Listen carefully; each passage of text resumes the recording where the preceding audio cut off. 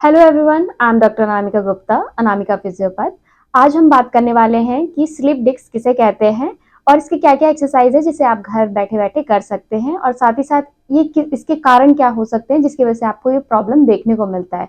तो सबसे पहले आपकी जो बोन्स होती है, आपकी जो L4, L5 पे जो बोन्स होती है, यह आपकी हमारी बोन है और बोन के साथ-साथ ये हमारी नर्व्स है। जब इन नर्व्स के बीच में यानी कि जो डिस्क है उसके बीच में जब कंप्रेशन आ जाता है, दैट मीन्स कि ये जो है कंप्रेशन में जब आता है तो जो ये इसका स्पेस आप देख पा रहे होंगे अच्छे से, इस स्पेस में क्या होता है, आपका जो है कंप्रेशन की वजह से वो स्पेस फुलफिल हो जाता है, जिसकी वजह से आपका जो नर्व है वो कंप्रेशन में आ जाता है, जिसकी वजह से आपको पेन आता है।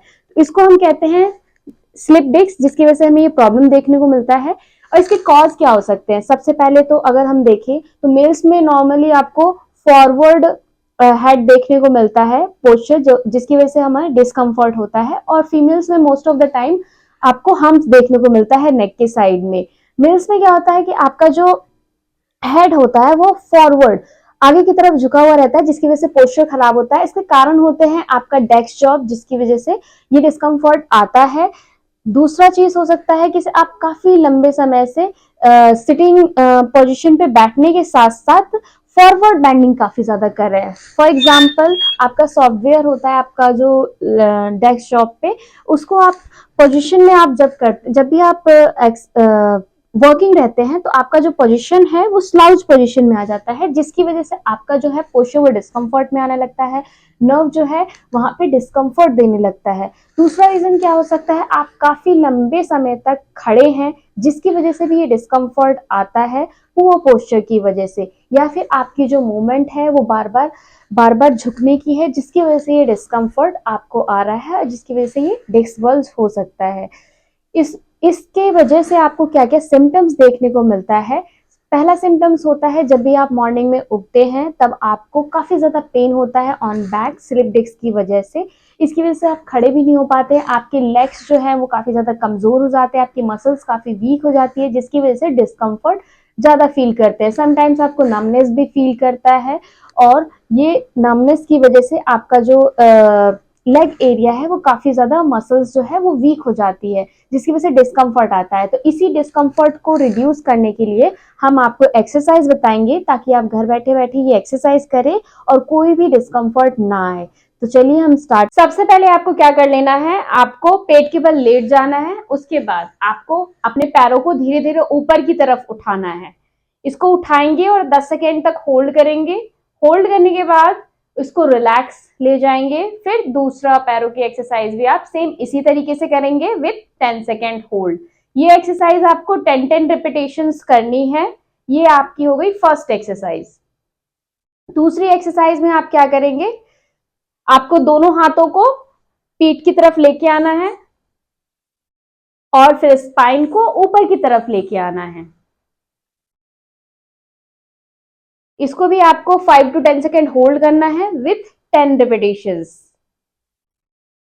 इस एक्सरसाइज को करते समय जो भी आपका नर्व कंप्रेशन यानी कि जो डिस्क में बल्जिंग आ रही है उस चीज से धीरे धीरे रिलीज होगा। दूसरी एक्सरसाइज क्या करनी है,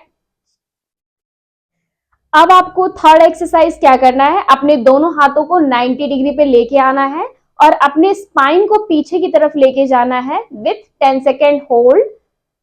होल्ड करने के बाद आप इसको वापस लेके आएंगे विथ 10 रिपीटेशंस। ये एक्सरसाइज आप 5 to 10 रिपीटेशंस कर सकते हैं विथ 10 सेकेंड होल्ड।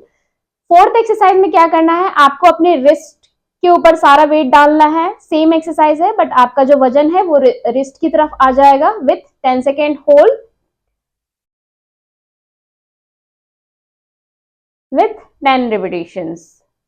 अब हम बात करेंगे फिफ्थ एक्सरसाइज की। इसमें क्या करना है, आपको घोड़े वाले पोजीशन में आ जाना है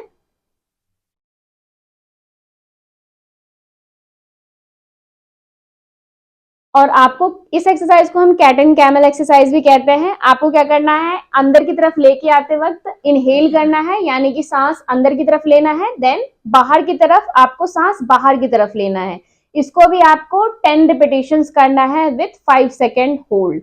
इस एक्सरसाइज को करते समय एक चीज का खासकर ध्यान रखना है, जब भी आप अंदर की तरफ लेके जाते हैं तो आपको सांस अंदर की तरफ लेना है और जब बाहर की तरफ लेके आ रहे हैं तो सांस बाहर की तरफ लेके आना है और आईज को वॉल की तरफ या फिर ऊपर की तरफ रखना है।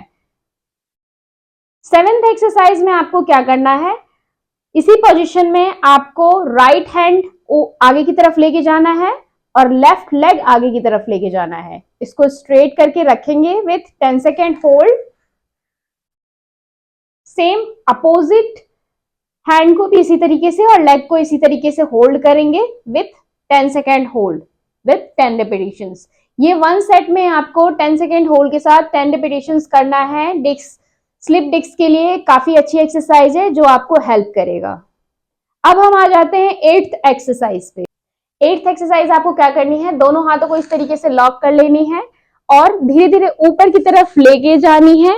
और इसके साथ ही आपको क्या करना है, आपके अपने पंजे को ऊपर की तरफ लेके जाना है। इससे आपका जो डिस्क स्लिप डिस्क है उसके अंदर जो कंप्रेशन हो रहा है वो जॉइंट्स के अंदर थोड़ा सा स्पेस बनेगा, जिसकी वजह से वो थोड़ा फ्री होगा और इसी की वजह से आपका जो है बैक का पेन धीरे धीरे रिड्यूस होता चला जाएगा। ये आपकी 8th एक्सरसाइज थी।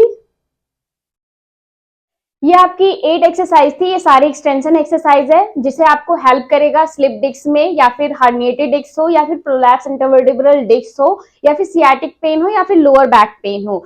अगर आपके एमआरआई से ये डिटेक्ट हुआ है तो ये एक्सरसाइजेस आपको करनी है। ये आपको काफी ज्यादा हेल्पफुल रहेगी और पेन में काफी ज्यादा हेल्प करेगी।